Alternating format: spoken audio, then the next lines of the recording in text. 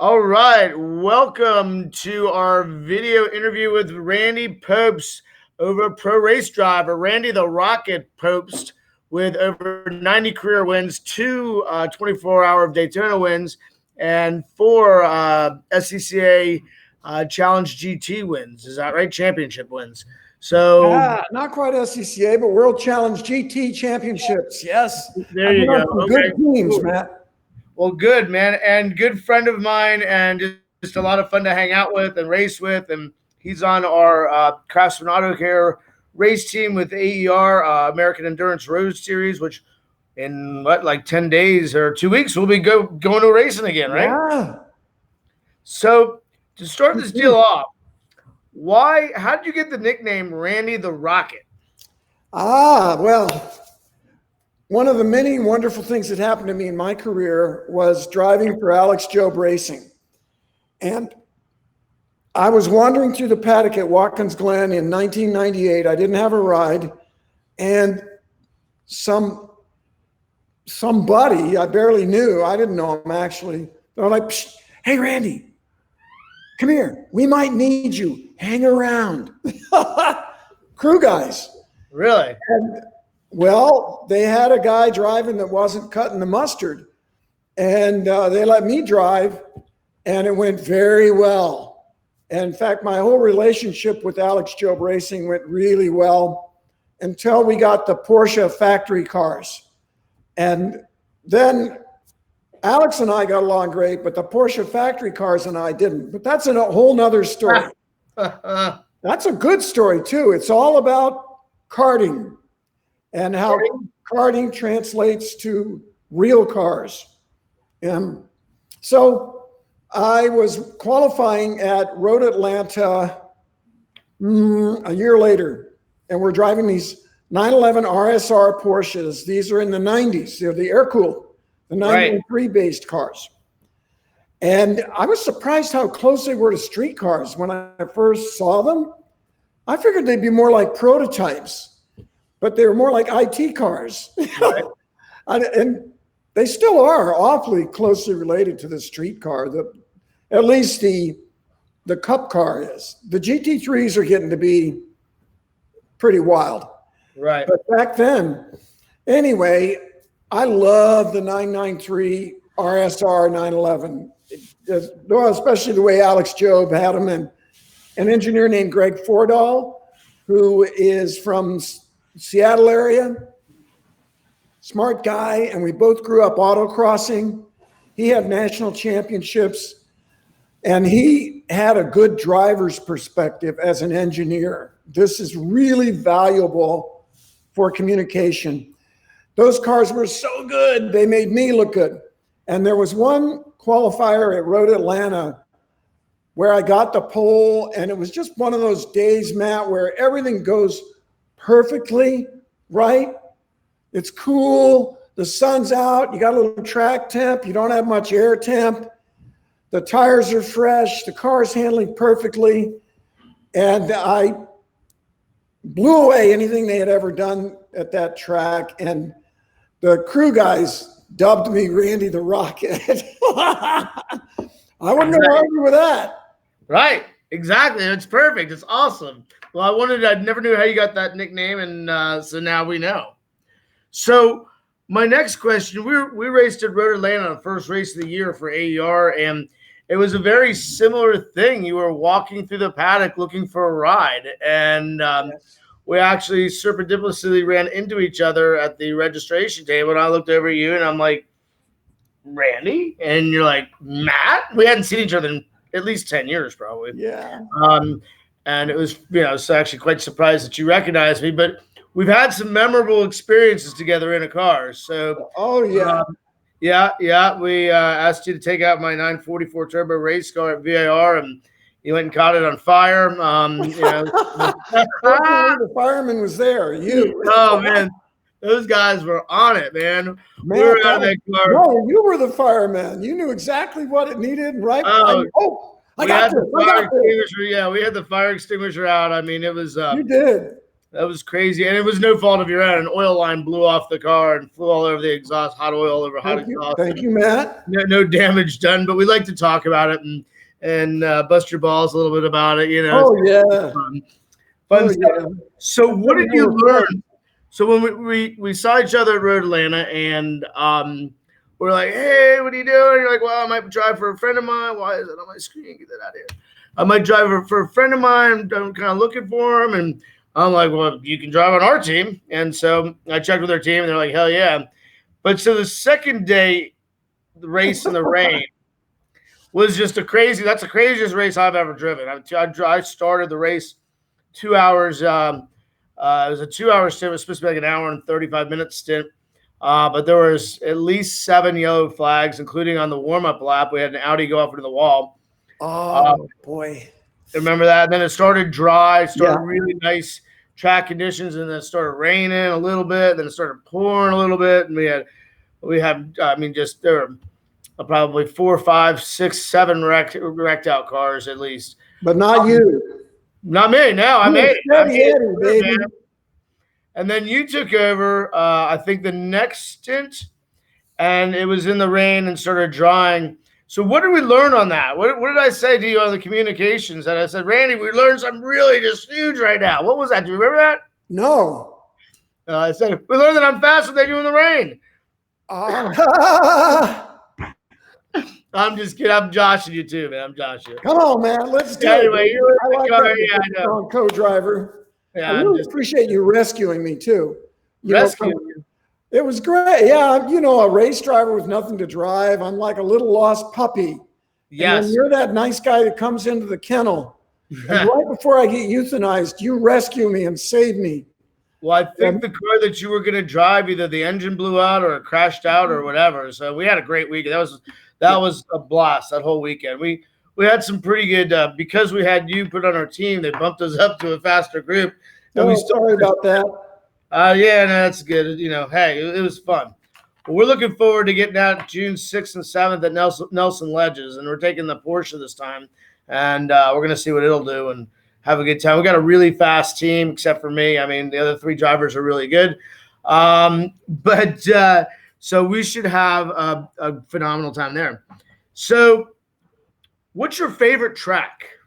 Of all the tracks you've driven how many tracks? Several hundred? Oh, almost all of them. Yeah, right. I've never been to Groton. Groton, okay. Groton is a track I need to go to because I've heard it's great because it's old. The old tracks are almost always the best tracks because they were so safe. Yeah. Somehow they designed them better. But I like almost all tracks, and I really, really do. And picking a favorite is hard, but I get that question a lot, and I have 2 answers. In the world, it's really easy. There's the number 1 best track in the world, and I don't see how anybody could ever argue with this, is the Nurburgring. Yeah, in Germany. Yeah, the big mama, the big monster, baby. 40-mile lap.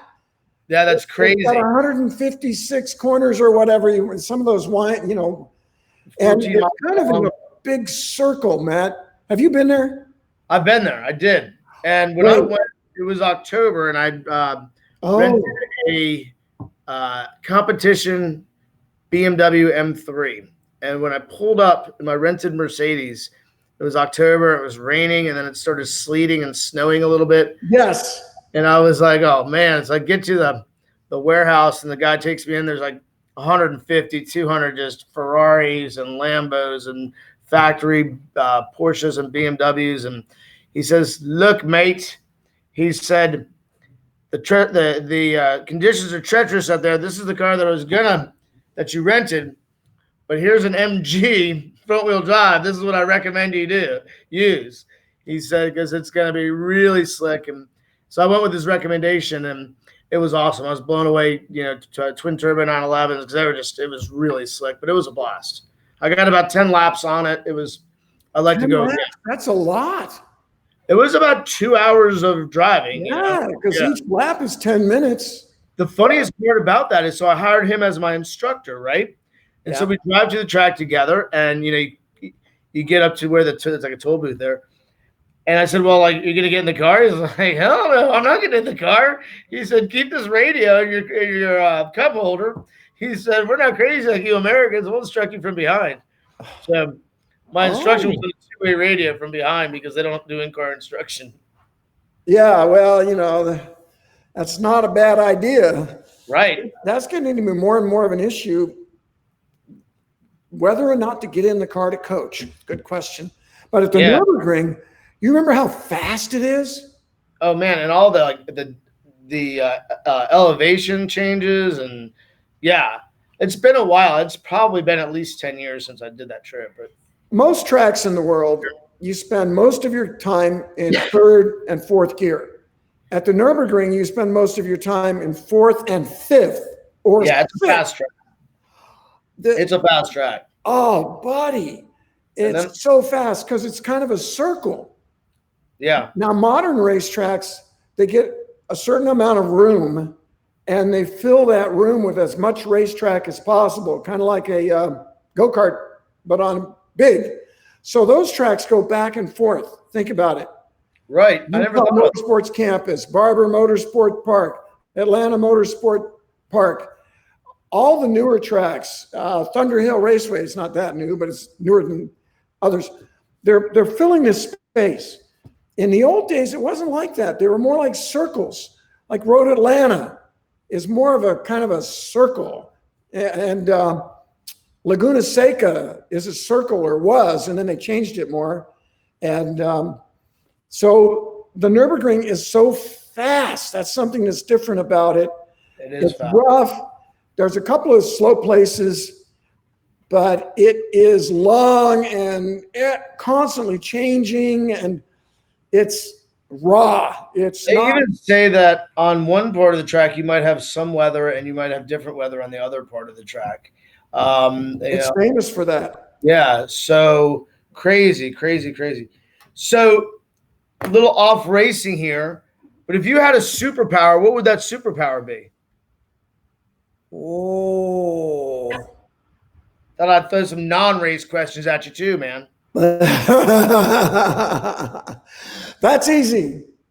Speed. Speed. There you go. Yep, Oh, yeah. all right. That is an easy one.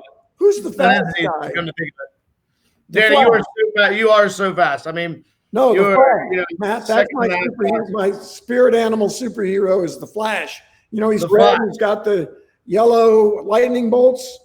I'm gonna bring that shit for you at Nelson Ledges. The headdress, man. We're gonna figure it out. I'll have Asha make one for you. Okay. How about the craziest race, the craziest crash, the craziest race? I mean, what's your crazy race story? Maybe it could be, you just happen to show up at the racetrack late and get thrown into a car. I mean, maybe it was a big one. wreck. Huh? I got one. If we had time, it'd take me too long to find the picture. Okay. But it was, I have a lot of really crazy races. The craziest ones usually involve the weather. And at this race, it was a 24 Hours of Lemons race. I was running my own. Whoop. The Flying Moose? Whoa, everything's backwards, Matt. Flying Moose. Oh, yeah, I was wearing the Flying Moose, but it was the Happy Moose, and it was at Road Atlanta. So I'm home. I live only 15 minutes from the track. Right. And we're all registered and we're ready to go. And the forecast is for rain and it's cold. It's in December. And I wake up in the morning and there's 3 or 4 inches of snow. And being a dedicated racer that I am, I hook up and head for the track anyway at 6 a.m. in the snow. Barely got out of the driveway. And I'm driving along and I'm thinking, there's no way this is going to happen. Well, it did. They went out and they looked at the track and the track was wet, but it wasn't frozen. So we started the race and the Moose has no wipers and it's a lemons race and it's snowing. And away we went. And one of the things that's great about budget endurance racing, and of course AER, the cars are far better and it's more serious racing. And but what's great is the tires we run. Those 180 or 200 treadwear tires, they work in the rain and in the dry. It's fabulous. Yeah, Yeah, when it rains, you don't have to change your tires unless they're totally worn out, but you can just keep going. And so that's what we did, and they worked fine. I think we had BF Goodrich on the car at the time. It was fine. We survived. You survived any crazy wrecks in that race, or? You know what? The crazy thing was there weren't. Because everybody I was figured on the first lap, half the field is going to be piled up into the wall, right? Right. No. There were no yellows that I recall, or not for a long time. I was so impressed at how sensible everyone was. I think the snow really created a lot of fear factor. Right. People were just not taking the risks that they would normally take in the dry, or even more so. Right. Yeah. But Road Atlanta is the site of my world record crash. You want to hear about my world record crash? Sure. I don't think I've heard that story. It was in 1994. We had a Mazda RX-7 Turbo in street stock racing. I think they called it the Grand Sport class at the time. You know, we'd race against Camaros and Datsun Z cars. Were they 93 Nissan Z cars? Right. Yeah. This RX-7 is new. It's TC Klein Racing. It was prepared by Craig Nagler, and TC Klein was a great car. But the car's new. And I get in it and sit down, and bink, bink. I hit my helmet on the roll cage, and I call TC. I'm like, hey, we need to pad this roll cage. Oh yeah, Randy. Okay, we'll get on that next session. Well, I go out, I run around, I turn the fastest lap of the session. Car's fabulous, everything's great. I come down to the bridge. In 94, they didn't have the turn 10A, 10B complex at Road Atlanta. Right. And I'm one of the reasons why. Because now I come up to that bridge and I get my first, or one of my first, 94, it had happened to me before, but I didn't know it yet. ABS was not very smart back in the 90s. Right, it wasn't. And something got confused in that car, and I had a hard pedal, but little to no brakes. And today, you would just go into this big, beautiful gravel trap that goes uphill, and it would just stop you so nicely. Coming down the back straight. Is this coming down the back straight into the turn to the bridge? So you're going quite fast. You're going 125 miles an hour there at least. 152. Okay, and that car 150. Depends on the car. Yeah, and you're driving with no brakes. You probably never even saw Road Atlanta before 10A and 10B, right? No, that was my first time. Was that first race? Oh, buddy, it was flat out. There was not that tight chicane. You went down the hill, back up to the bridge, flat out. Oh, okay. You know how you pick up speed on that downhill too. Right, of course. It was twice as deep. Anyway, no stopping. And I'm thinking to myself, what's happening here? It's not stopping. I pushed with both feet, literally, pulling the wheel. And at the last minute, I'm like, screw it. And I threw it sideways, or I tried, and I caught the dirt bank under the bridge. And I came out from under the bridge at a high rate of speed, upside down in the air. I wish I had the video. And I remember on the way in, I was thinking to myself, you know, I could end up in the hospital on this one. Did you launch over the hill? I got a concussion. Sorry, Matt. Did you launch over the hill? Yes. You bet your sweet bottom dollar I did. And slammed into that dirt bank, because that's what happened in those days. There was no runoff. The bridge was a turn.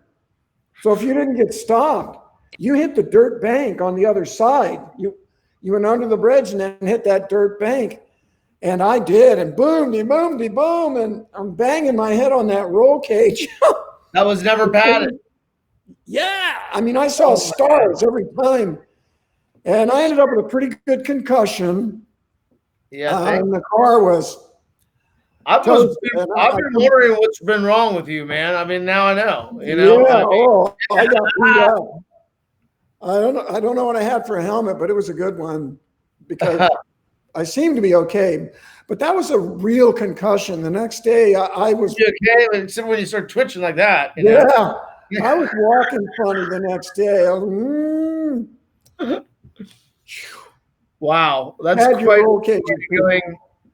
Launched like a torpedo, upside down, over a hill, down.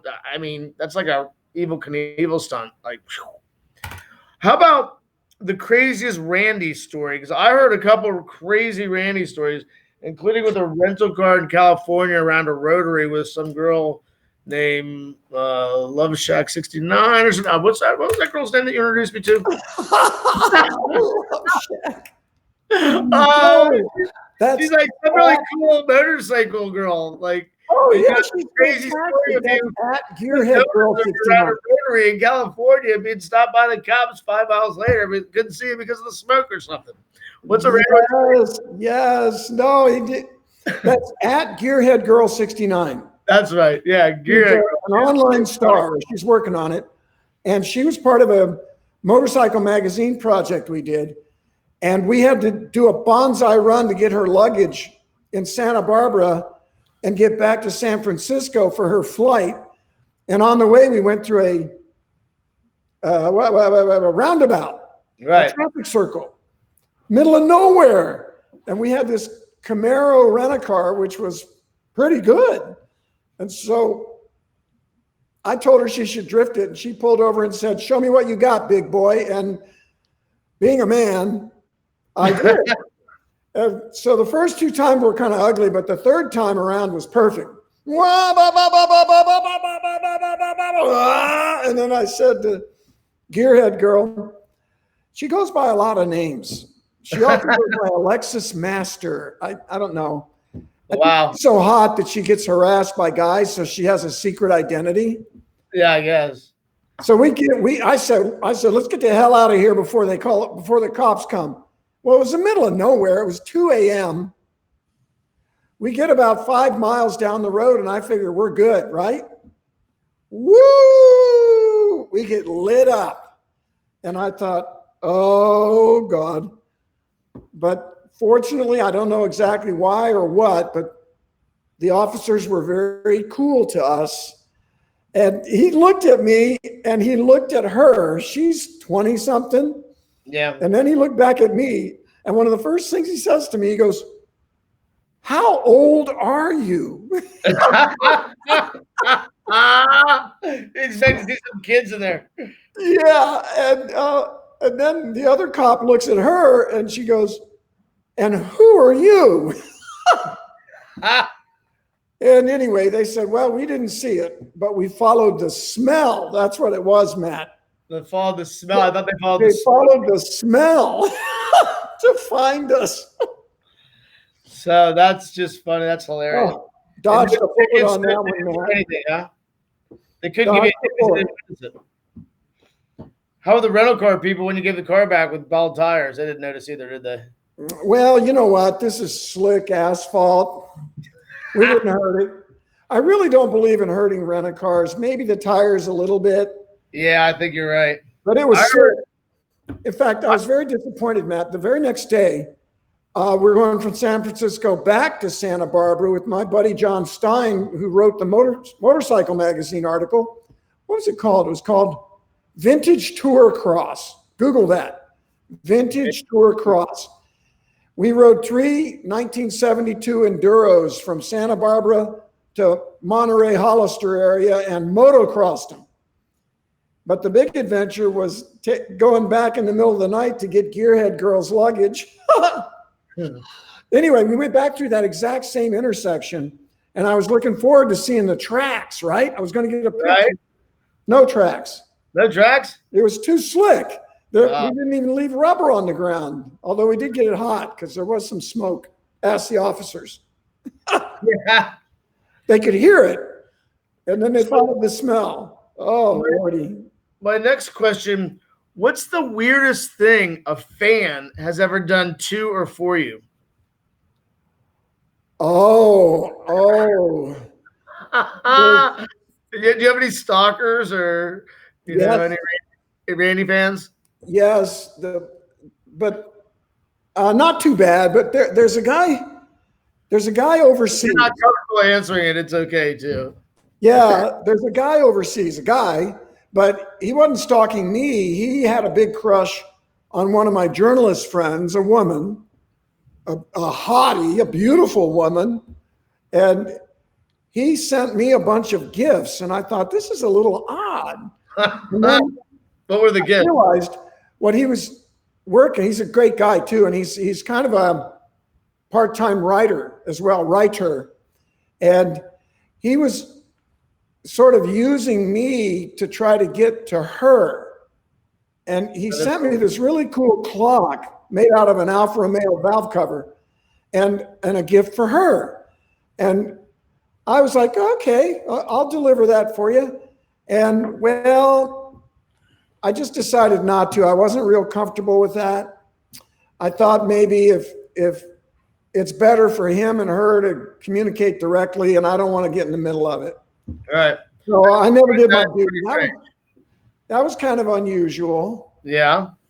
I've had a couple of really good stalkers. Like, maybe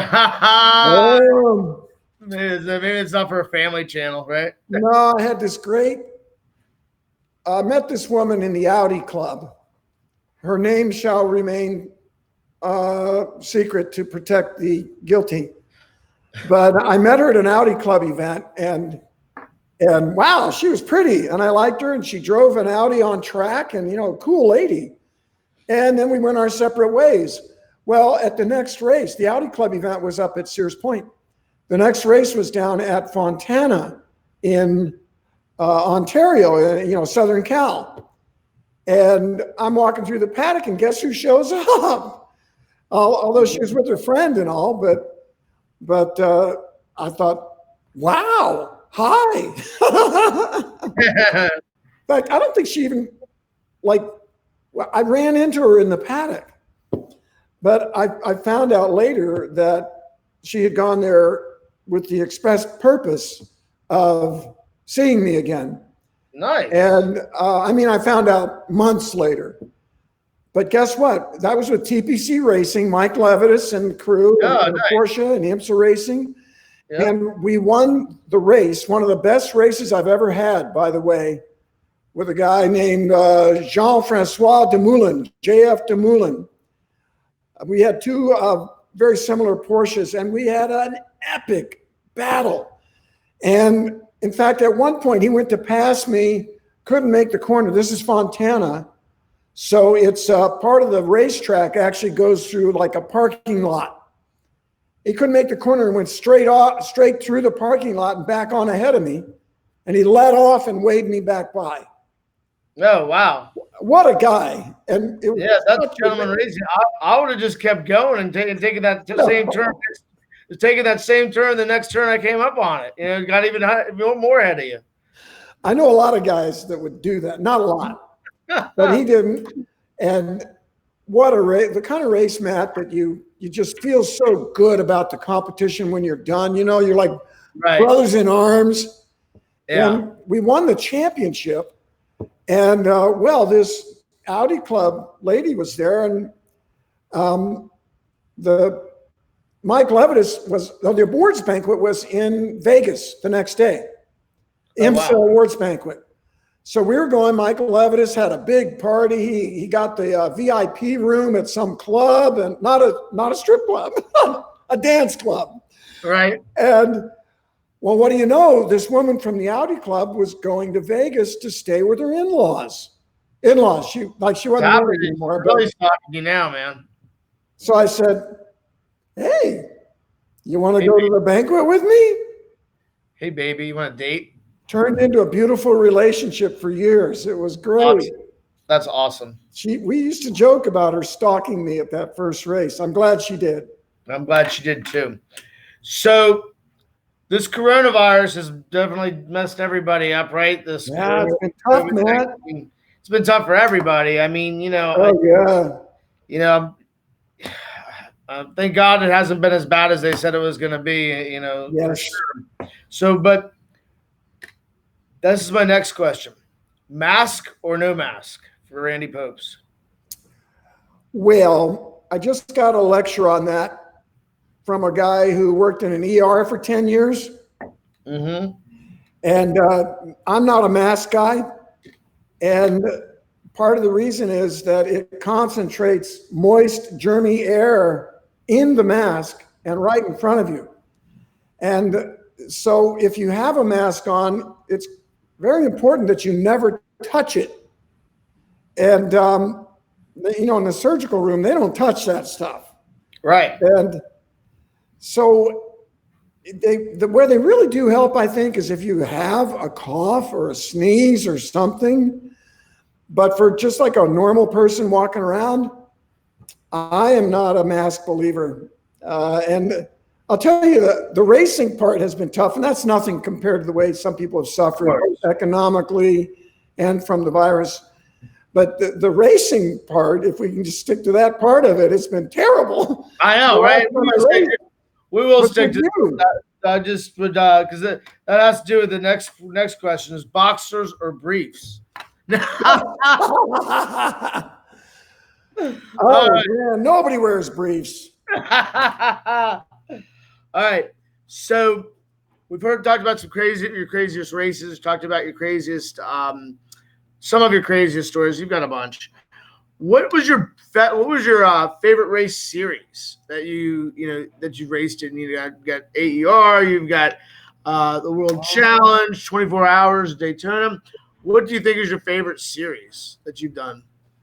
Well, Matt, I love these budget endurance racing series a lot because I love the people, a bunch of dyed-in-the-wool enthusiasts.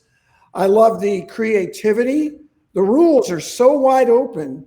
You can do almost anything you want. And pro racing has become so incredibly restricted. The cars are all made by manufacturers, and you're not allowed to change them. And so you go to a budget endurance race and you never know what you'll see, right? Right. A 240 SX with a Volvo body and a Chevy V8 mounted in the back with some sort of transaxle. And I love that, the creativity.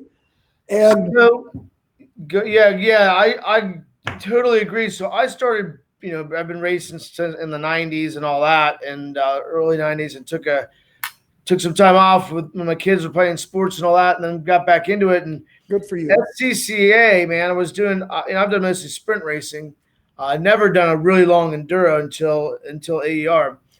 And the sprint racing, it was, first of all, there's so many flipping classes in SCCA now. You're on the track with 40 cars, maybe 45 cars, but you're only racing against maybe 4 or 5 of them. So it's not a lot of fun. I mean, you're like, okay, well, if I show up, I'm going to get a top 3 no matter what. So it's kind of crap. And then you've got 12 minutes to qualify on Saturday, a half-hour, 40-minute race on Saturday, and then a 45 or 50-minute race Sunday, and that was it, man. It was like, so I did that, and I had some good races, but man, when I got to this enduro deal, that we did our first one back in November, pit race. Really? And that was my first enduro race. I mean, my first 9-hour, this is an 8-hour enduro race. And we just had a blast. And I'm like, I am all in. So we were signed up to do every event with AER this year. And we have so far. There's only been one. We're supposed to have like 3 or 4 races in by now. But just the strategy involved, the drivers involved, the camaraderie that we have in our team and with the other teams is just amazing. Like everybody help each other out, and there's really a lot more strategy involved in it. I'm really happy that we're going to be able to get on track here in the next week and a half, 2 weeks. Me too. Thank you, Matt, and Craftsman Motorsports, Craftsman Racing. Craftsman Auto Care, Craftsman Racing, Craftsman Motorsports. You got it. So if somebody wanted to go to the track, this question comes from Judy. If somebody wanted to have been to the track before, what's your advice? They want to go out there, they want to figure it out. Do you recommend a car club, or what's your advice to somebody who wants to just get started at it? Oh, the number one, start by learning the fundamentals of driving in a safe environment. The racetrack is a terrible place to learn how to control a car at the limit, because there are walls all the way around it and you're going 100 miles an hour. So autocross, that's where I started. Autocross, you drive hard, you learn how a car behaves at the limit, you learn patience, you learn to look ahead, Because if you're not looking ahead, you're going to lose the course. Yes, you don't get much track time, but the track time you get is intense and it's very rewarding because, among other things, you get an immediate time. You immediately find out what your time was, and you think, well, I drove this way and my time got worse. I drove this way and my time got better. Autocross, there's nothing to hit. You're very unlikely to wreck your car. It is a great place to start to learn how to drive at the limit. That's a great point. Is skid pad training with a good professional school, like Skip Barber Racing School, if they have a skid pad at the facility you use. I'm a huge believer in that because you need to learn car control. You need to learn not how to drift, but how to fix a slide. When the car gets too sideways, you got to learn how to, whoa, I got it. Steering, straighten it out. Okay, we're good. Correct? Recover. And driver school, they say steer into the skid, right? That's really half the story. If you catch the skid, now the car is going to shoot off unless you straighten it back up. So correct, recover, and look where you want to go. I'm coaching because I don't want you to crash your car. The next step after autocross and skid pad is HPDE, high performance driver education. You still get some brave instructors who will ride with you and they help guide you. There's a lot of good clubs. Chin Motorsports is one of the best that I go and hang out with a lot, like day before yesterday or whenever that was on Sunday. And HPDE, do a bunch of that before you go road racing. Yeah, definitely. And the other hand, a lot of series like Even Lemons, you can go road race without any experience whatsoever. That's crazy. You know what's funny, Matt? It's not. Somehow it works. Because when a lot of people don't know anything, they're careful. Right. What I've seen is that in SCCA, and I think maybe I'll write a column about this today because I've got a column due. I've been writing an SCCA magazine column for 16 years. It's called Pobst Position. Right. In fact, I'm going to put them together and make a book, actually 3 books, because there's so many. That's awesome. Anyway, what was I going to talk about? The SCCA, the driver schools. The driver schools concentrate too much on going fast and on passing. These people are rookies. And the instructors at an SCCA school are typically national drivers. I think you need a national license to be an instructor. And they're wonderful. They're donating their time. And I say about half of them push the guys too hard, the guys and gals too hard. Especially in the beginning. Yeah, it's about survival in the beginning. How do we keep this thing on track? And I know a lot of, especially the experienced SCCA instructors are really good, and they get that. But it's incredible to me how little crashing there is with people that have no idea what they're doing. In a lemons race, 24 hours. In a lemons race, right. I've heard some crazy stuff happens in there, though. I don't know. I like. Oh, yeah. Well, never know. Yeah. The AER series. Yeah. You know what? If it's a race and you tell me to be there, I'll go there. So, I mean, I've got a car. I don't care what kind of car, what kind of race, I'll race it. It could be off-road or whatever. I'm there. The AER series that we're running is a lot of fun. It's attracted some really good drivers, some big hardware too, man. Wow. Yeah. That's out there. Yeah. The other question I had, what about the car clubs? I really like the BMW club does a lot with skid pads. So that's a good club to start with as well. Oh, it is. BMW has a very high level of instructing, BMW club. And the Audi club and all that. So the local car clubs are really good. Yes. So I've got one last question, and then I'm going to have a little bit of fun with you. So what do you think about when you're racing? What goes through your head when you're racing a car? Are you just totally blank and you're just in a zone, or are you singing a song, or what? When I'm driving? Yeah. Oh, that's easy. I've got a birth defect. And from what I've read, I think that my birth defect is related to ADD, attention deficit disorder. Yeah, I And read a book about that. yeah, you think people, you wouldn't be able to concentrate, right? They'd be looking around, they'd be going, squirrel. Well, Right.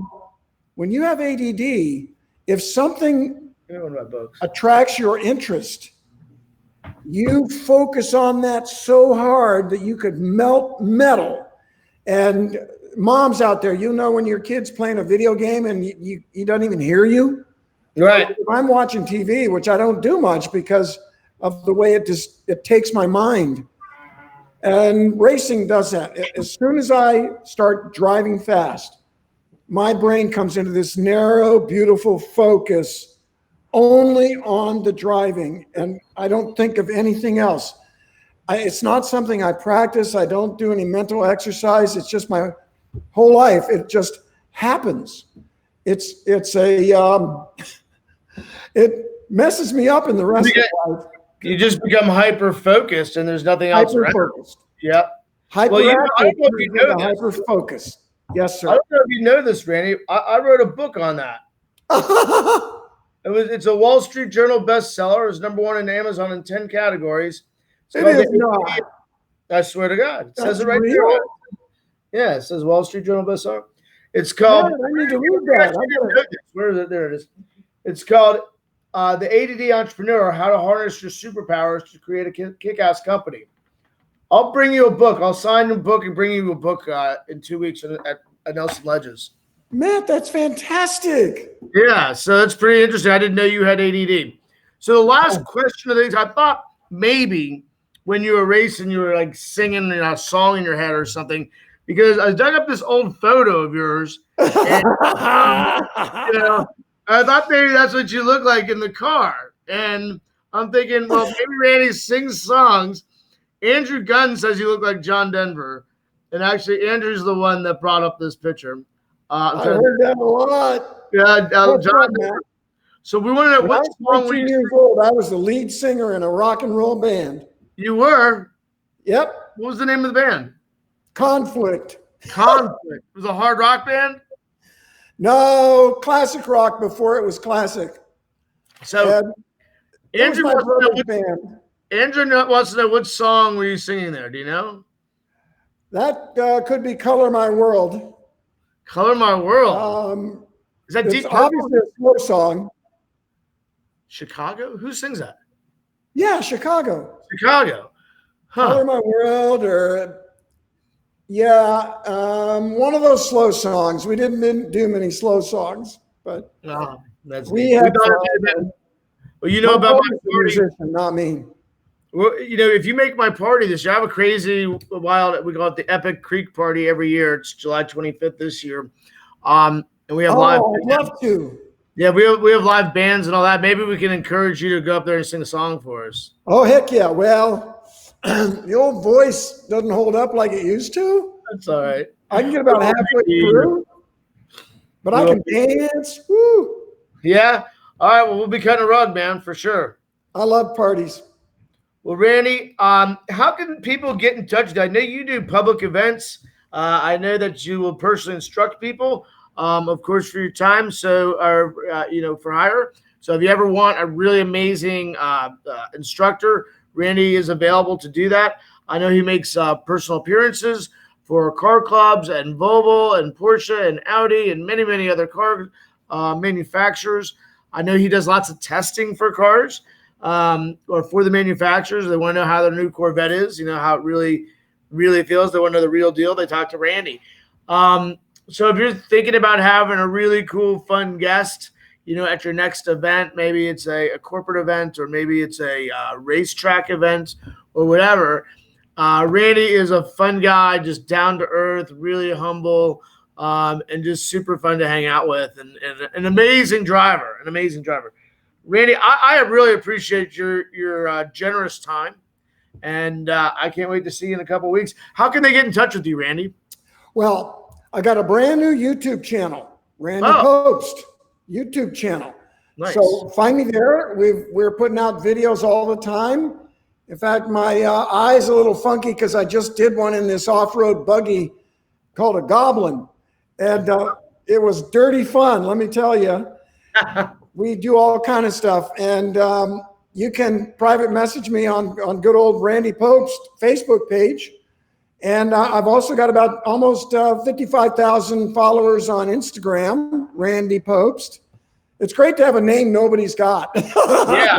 And there's no R in Pobst, right? Right. No R. No R. Pobst. Pobst, not Probst. Hey, Matt, I appreciate you pumping me up. Thank you very much. And I do get to do a lot of fun stuff. Later this summer, I'm going to do a hypercar day where I'm going to hot lap all the top supercars, including the Pagani Huayra BC, which is a favorite of mine. And there's a video online for that. It's called Hypercar Invitational. Wow, check that out. I drive the Holy Trinity, the LaFerrari, the Porsche 918, the McLaren P1, and I drive the Pagani Huayra BC, all at Road Atlanta. It was an amazing day. There's a video where I talk about the cars a bit, and then I just did a VinWiki car story about the same day. So you can find me over on VinWiki car story too. Well, I guarantee if you guys want to, you friends out there want to have a little more adventure in your life, you can live vicariously through Randy. So for sure, that is the holy trinity of a hot lap of cars. My goodness, 900 horsepower. That's crazy. Well, so follow Randy, talk with Randy, hire Randy, and follow him. He's a great guy, and we really appreciate your time. We'll see you in a couple weeks. Thank you so much, Matt. And thanks for the race. We'll see you at Nelson Ledges. You got it, man. I can't wait. Cheers.